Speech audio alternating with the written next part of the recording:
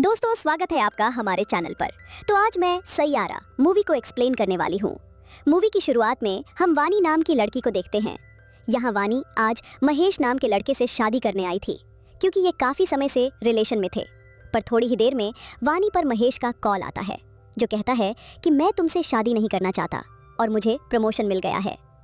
ये सुनकर वानी के होश उड़ जाते हैं। असल में महेश के पास उसकी बॉस की बेटी का रिश्ता आया था, जिसके लिए उसने हाँ कर दिया, पर उसने वानी के बारे में एक बार भी नहीं सोचा। अब महेश के चले जाने के बाद वानी तो बिल्कुल टूट जाती है, यहाँ तक कि वो बोलना भी बंद कर देती है। और ऐसे ही 6 महीने बीत जाते हैं, जिससे वानी के मम्मी पापा भी परेशान थे और अक्सर वानी अपनी डायरी में कुछ ना कुछ लिखती रहती थी। खैर, एक दिन वानी की माँ उसे समझाती है कि ऐसे तो जिंदगी आगे नहीं बढ़ने वाली, तुम्हें महेश को भूलकर अपने लिए कुछ करना होगा। जिसके अगले दिन ही वानी सीधा अपने एक जॉब के इंटरव्यू पर जाती है और रास्ते में उसे एक लड़का दिखता है जो अपनी ही धुन में चल रहा था। फिर जब वानी मीडिया हाउस में इंटरव्यू के लिए ऑफिस में जाने लगती है तो उसकी डायरी बाहर छूट जाती है और तब जाकर वानी अपना इंटरव्यू देती है, जहां उसे जॉक पर रख लिया जाता है। तभी वहां वही लड़का आता है जिसे वानी ने शुरू में देखा था और वो वानी को उसकी डायरी लौटाता है। हालांकि उसने वो डायरी थोड़ी पढ़ ली थी और उसमें वानी ने काफ़ी सारी पोइट्री लिखी हुई थी। इसके बाद वो लड़का, जिसका नाम क्रिश है, वो सीधा ऑफिस में एक एडिटर को मारने लगता है, क्योंकि उस आदमी ने एक पूरी एल्बम को रिव्यू किया था और इसमें केवल बैंड के एक मेंबर की तारीफ हुई थी, क्योंकि उस मेंबर के फादर काफ़ी अमीर है। तब क्रिश का कहना था कि जब पूरा बैंड ही हमारा है तो हमारे नाम भी रिव्यू में आना चाहिए, ना कि केवल एक लड़के का। जिसके बाद क्रिश जाकर पोस्टर से उसी अमीर लड़के का नाम हटाने लगता है, क्योंकि उसे तो पॉपुलैरिटी मिल गई है। और इस बात पर इन लोगों की क्रिश से लड़ाई हो जाती है। असल में क्रिश को एक रॉक स्टार बनना है जिसके करोड़ों फैंस हों, इसलिए वो अपने नाम को लेकर सीरियस रहता है। फिर यहाँ क्रिश के दोस्त गुस्से में कहते हैं कि अब हम तेरे साथ कोई शो नहीं करेंगे, जा अकेला कर सकता है तो कर ले। बल्ला कि यहाँ क्रिश का दोस्त केवी भी उसके साथ था। जिसके बाद क्रिश आज का शो अकेला ही जाकर करता है और लोगों को उसकी सोलो परफॉर्मेंस काफ़ी पसंद आती है। फिर केवी क्रिश से कहता है कि भाई हमारे क्रू को ऐसे बिखरने मत दे, लेकिन क्रिश तो गुस्से में कह देता है कि मैं अकेला ही देख लूँगा सब कुछ, मुझे किसी की ज़रूरत नहीं है। पर केवी बताता है कि फेमस रैपर प्रिंस के मैनेजर विनीत ने हमें मिलने के लिए बुलाया है। तब ये सुनकर क्रिश अगले दिन विनीत से मिलने जाता है, जहां विनीत कहता है कि प्रिंस को आज के स्टाइल में एक गाना चाहिए, दे पाओ तो बताना। तब क्रिश कहता है कि मेरी 3 शर्टें होंगी, पहला कि मैं भी म्यूजिक वीडियो में आऊँगा, दूसरा मेरे भी सोशल मीडिया को प्रमोट किया जाएगा, और तीसरा मुझे रॉयल्टी चाहिए। जिस पर प्रिंस मान जाता है कि मुझे बस गाना दो, लेकिन केवल 3 दिन में। ये सुनकर केवी चौंक जाता है कि क्रिश इतनी जल्दी गाना कैसे बनाएगा। तभी वहाँ क्रिश को वानी दिखती है, जो अपनी कंपनी की तरफ से प्रिंस का इंटरव्यू लेने आई थी। और क्रिश वानी से आकर कहता है कि तुम लिखती बहुत अच्छा हो, मगर मेरे साथ गाना बना लो तो तुम्हें क्रिश का इंटरव्यू मिल जाएगा और मेरे क्रिश के साथ गाना भी हो जाएगा। जिसके बाद वानी की डायरी से ही क्रिश एक पोएट्री की कुछ लाइनें प्रिंस को सुनाता है और प्रिंस कहता है कि हाँ, मुझे यही गाना चाहिए। हालांकि प्रॉब्लम ये थी कि वानी ने पोएट्री पूरी नहीं की थी, इसलिए क्रिश कहता है कि मैं 3 दिन में आपको गाना देता हूँ। जिसके बाद क्रिश वानी को अगले दिन अपने स्टूडियो में बुलाता है और उससे गाना लिखने को कहता है, पर वानी को यहाँ फिल नहीं आ रही थी। और जब क्रिश उस पर जोर देता है तो वानी कहती है कि पोएट्री खुश दिल से होती है, ऐसे ही नहीं कि जो मन में आया वही लिख दिया। मुझे अच्छा माहौल चाहिए, क्योंकि मैं काफ़ी समय से इसे पूरा नहीं कर पा रही हूँ। असल में धोखा खाने के बाद वानी प्यार के बारे में ज़्यादा लिखी या सोच नहीं पाती। इसके बाद क्रिश वानी को एक ग्राउंड में लेकर आता है, जहां वो अक्सर अपने मन को शांत करने आता था, और वो खेलते खेलते वानी को वो सब चीज़ें इमेजिन करवाता है जैसे वो फिल करना चाहता है। इसी तरह से वानी को भी अच्छा लगता है और ये दोनों मिलकर 2 दिन में गाना बना देते हैं, जहाँ वानी ने वो सॉन्ग लिख दिया था इन 2 दिनों में। क्रिश के साथ रहकर वानी भी कई दिनों बाद खुश महसूस कर रही थी। फिर जब क्रिश ये गाना जाकर प्रिंस को सुनाता है तो प्रिंस तारीफ तो करता है, लेकिन एक प्रॉब्लम थी कि इसमें प्रिंस का रैप भी आना चाहिए था। तब क्रिश इसके लिए भी हाँ कह देता है कि हो जाएगा। पर यह बात वानी को अच्छी नहीं लगती, क्योंकि उसका मान नहीं था कि ये गाना दिल से निकला है, तो इसमें रैप डालकर इसे बर्बाद नहीं करना चाहिए। ये बात वो क्रिश से भी कहती है, तो क्रिश कहता है कि मुझे ऐसे गरीब नहीं मरना कि मैं इतनी अच्छी डील छोड़ दूं। तभी वहाँ क्रिश के पास पुलिस वाले आते हैं और वो उसके शराबी पिता को लेकर आए थे, जो बीच रोड पर नशे में लड़ाई कर रहे थे। यहाँ पुलिस वाला क्रिश से कहता है कि अपने बाप को ध्यान से रखना, वरना अगली बार तुम दोनों बाप बेटों को जेल में डाल दूंगा। इस बात पर क्रिश अपने पिता को धक्का देता है कि तुम मुझे चैन से जीने दोगे या नहीं, और अपने पापा को कोसकर वहाँ से चला जाता है।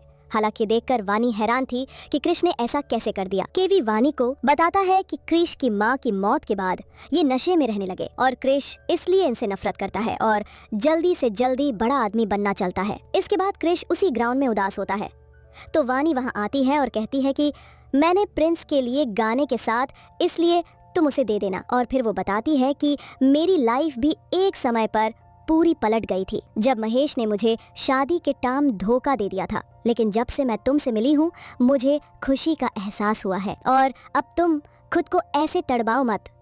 मैं चाहती हूँ कि मैं तुम्हारी थोड़ी मदद कर दूं, इसलिए कुछ भी हो तो मुझे जरूर बताना। ये सुनकर खुश इमोशनल हो जाता है क्योंकि उसकी माँ के जाने के बाद वानी नहीं उससे ऐसी बातें की थी और वो कहता है कि मेरी मदद कर दो। तब वानी क्रिश को सबसे पहले उसके पापा के पास लेकर आती है जो आज फिर उधार की शराब पी रहे थे और वहाँ का मालिक उन्हें भगाने लगता है तो क्रिश आकर उन्हें अपने साथ ले जाता है। फिर वानी के कहने पर वो उन्हें रिहैब सेंटर में डाल देता है, पर यहाँ की साल की फीस करीब 9.5 लाख थी, जिस पर क्रिश कहता है मैं इसका इंतजाम कर दूंगा, बस इनकी शराब छुड़वा दो। फिर क्रिश यहाँ से सीधा विनीत के पास आता है और कहता है कि मुझे इस गाने के लिए कोई रॉयल्टी वगैरह नहीं चाहिए, मुझे बस 10 लाख दे दो। तब विनीत उसे पैसे देता है, यानी अपने पापा के लिए क्रिश ने ये चांस भी छोड़ दिया। तब वानी भी समझ जाती है कि ये बस बाहर से कठोर बनता है लेकिन वो दिल का साफ है। हालांकि फिर रात को क्रिश वानी को उसके घर पर जाकर छोड़ता है और कहता है कि हम आज आखिरी बार मिल रहे हैं, क्योंकि तुम मेरे साथ रहोगी तो तुम भी दुखी हो जाओगी, मेरी किस्मत ही ऐसी है। जो सुनकर वानी उदास हो जाती है क्योंकि वो अब क्रिश को पसंद करने लगी थी। फिर हम कुछ दिनों बाद प्रिंस का कॉन्सर्ट देखते हैं जहां अपना गाना सुनाने क्रिश भी आया था और तभी उसके पीछे से आवाज आती है वानी की, जिसे देखकर क्रिश को भी एहसास हो जाता है कि वो भी उससे प्यार करने लगा है और यहाँ ये किस कर लेते हैं। फिर दोनों क्रिश के घर आकर इंटीमेट भी होते हैं। अब वानी क्रिश से कहती है कि तुम्हारे कोई दोस्त नहीं है क्या, जिस पर क्रिश कहता है कि मैंने उनसे लड़ाई कर ली थी। तब वानी अगले दिन क्रिश को लेकर उसके दोस्तों के पास आती है और यहाँ उसके दोस्त उसे देखकर खुश हो जाते हैं, जिसके बाद ये लोग मिलकर अपना गाना बनाते हैं जो कि वानी नहीं लिख कर दिया था और रिलीज होते ही ये गाना हर जगह ट्रेंड करने लगता है। इसी तरह क्रिश और वानी की जिंदगी काफी अच्छी चलने लगती है। फिर जब क्रिश वानी को घर छोड़ने आता है तो उसके मम्मी पापा देख लेते हैं और वानी को घर पर उसकी मम्मी समझाने लगती है कि वो लड़का मुझे सही नहीं लग रहा था, अगर उसने तेरा फायदा उठा लिया तो क्या होगा। इसी तरह वो वानी को कुछ न कुछ बोले जा रही थी। वही क्रिश वानी के पापा को वानी का बैग लौटाने आया था। तभी वानी को एकदम से चक्कर आता है और वो बेहोश हो जाती है। फिर हॉस्पिटल में जाकर वानी का चेकअप होता है और डॉक्टर बताते हैं कि सब कुछ ठीक है लेकिन कुछ और चेकअप करने पड़ेंगे। इसी दौरान क्रिश वानी के लिए बाहर बांटा था, जो वानी के मम्मी पापा भी नोटिस करते हैं। और जब क्रिश वानी से मिलने जा रहा होता है तो वानी की मम उससे कहती है कि मेरी बेटी के साथ टाइम पास मत करना, उसका दिल पहले से ही टूट चुका है और उससे शादी करोगे तभी उसके पास जाना। तब क्रिश बिना कुछ कहे वानी के पास जाता है और वानी से आकर कहता है कि हमें शादी कर लेनी चाहिए। ये सुनकर वानी समझ जाती है कि मेरी माँ नहीं कुछ कहा होगा और वो कहती है कि तुम अभी अपने करियर पर ध्यान दो और शादी तो हम बाद में भी कर लेंगे, उसकी टेंशन मत लो। जिसके बाद क्रिश अपने दोस्तों के साथ शो करने जाता है और वहाँ उसके कई सारे फैंस मौजूद थे जो सिर्फ उसे सुनने आए थे। ये देखकर वो भी हैरान हो गया था और केवी कहता है कि तेरा सपना पूरा होता नजर आ रहा है। हालांकि यहाँ क्रिश ज्यादा खुश नहीं होता क्योंकि वो तो अभी भी वानी के बारे में सोच रहा था। इधर वानी अपनी रिपोर्ट लेने आती है तो डॉक्टर उससे पूछती है कि आपको सब चीजें याद रहती है क्या, जिस पर वानी कहती है कि नहीं, मैं अक्सर भूल जाती हूँ, इसलिए मैं उन्हें डायरी में नोट कर लेती हूँ। तब डॉक्टर उससे बताती है कि उससे एल्जाइमर है जो कि अभी ही शुरू हुआ है और ये धीरे धीरे बढ़ता जाएगा, जिससे वानी को ना तो अपने परिवार के बारे में याद रहेगा और नहीं अपने प्यार के बारे में। ये सुनकर तो वानी के होश उड़ जाते हैं। डॉक्टर कहती है कि ये बातें अपने पेरेंट्स से बता देना, जो सुनकर वानी चुपचाप चले जाती है।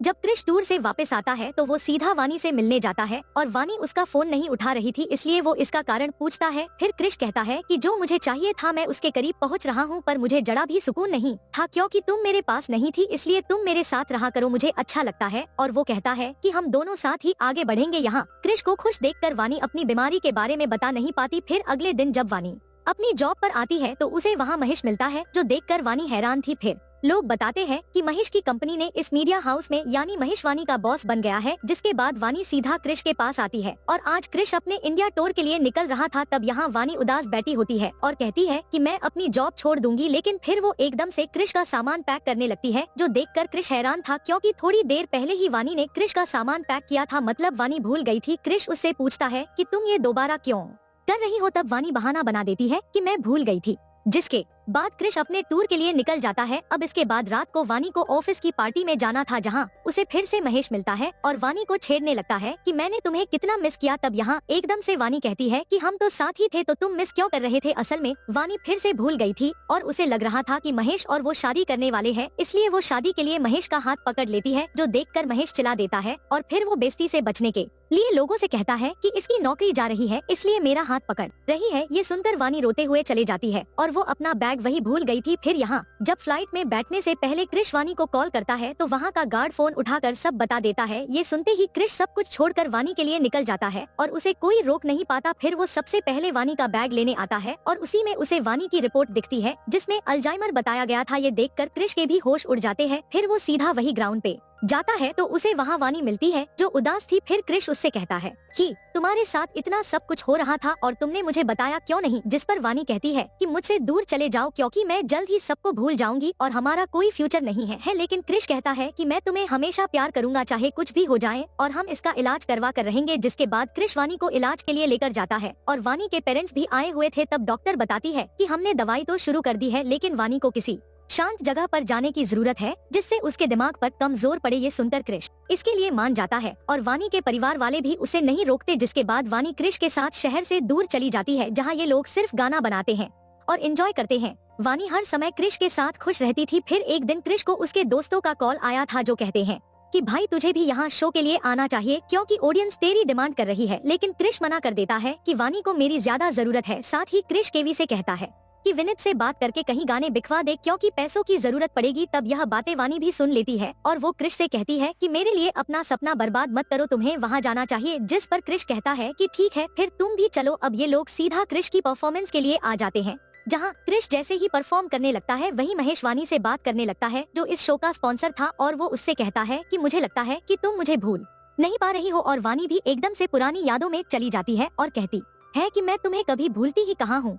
तब महेश वानी को सीधा पास के ही रूम में ले जाता है, उसका फायदा उठाने के लिए। वही परफॉर्मेंस के दौरान क्रिश तो वानी को ही ढूंढे जा रहा था। अब जैसे ही महेश वानी के साथ कुछ करने वाला था, तभी वहाँ क्रिश आकर वानी को बचा लेता है और महेश को बहुत मारता है। पर हैरानी वाली बात ये थी कि वानी क्रिश को ही चाकू मार देती है और कहती है कि मेरे महेश से दूर रहे। ये देखकर वो समझ जाता है कि वानी अपनी यादें भूल रही है।